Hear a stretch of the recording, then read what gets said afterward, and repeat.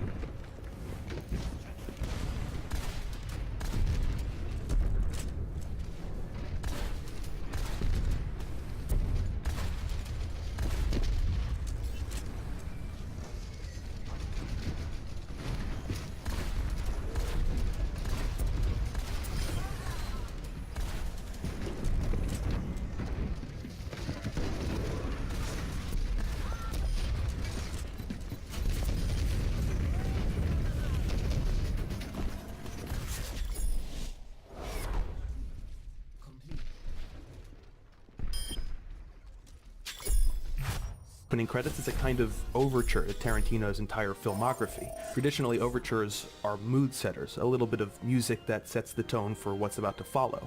It's only natural that in Tarantino land, the overture is a 7-minute conversation about Madonna songs and the merits of tipping. But no, society says, don't tip these guys over here, but tip these guys over here. That's bullshit. So the first shot of the story proper is this, and it's one of the most electrifying openings in film history, like the first notes in the first Led Zeppelin album. Before you have a chance to blink, you're involved. Your mind fans forward and backward through time. It's usual in film for actions to have consequences, but here consequences have actions. Actions you begin to imagine, the heist gone wrong.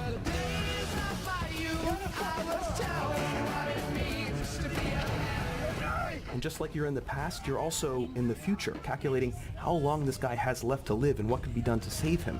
And of course, like Mr. Orange bleeding out, you can't escape the present either, because that's what pain is, a brutal and specific attention to the present moment. It's that pain, that panicked feeling of time running out that separates this film from others that begin in media res. Whenever I create anything, I always hold it up against the opening of Reservoir Dogs.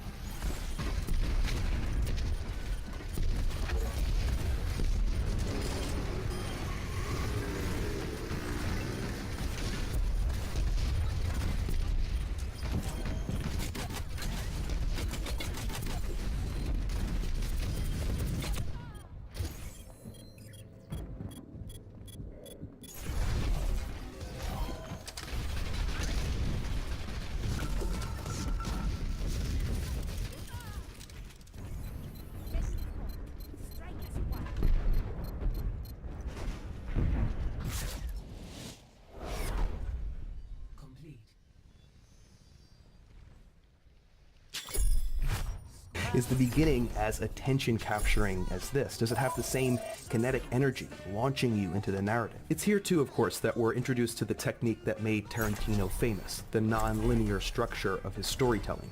In interviews, Tarantino compared the Byzantine tracks of his early films to novel writing. Novelists have always had just a complete freedom to pretty much tell their story any way they saw fit. All right, and that's kind of what I'm trying to do. But while I think the comparison to fiction is apt, I also think that there is a relationship here, again, with music. One of the things that I think helped Reservoir Dogs age so well is Tarantino's instinctive sense for narrative momentum. To me, the ordering of the movie is a lot like an under-examined aspect of popular music, the sequencing of albums. One of the reasons I love Abbey Road, for example, one of the reasons I've listened to it so many times all the way through is because the song sequence carries me through. Even in the first half, where there's no medley, the arrangement has thrust. I mean, just imagine the change in feeling if the album began with, say, Maxwell's Silver Hammer.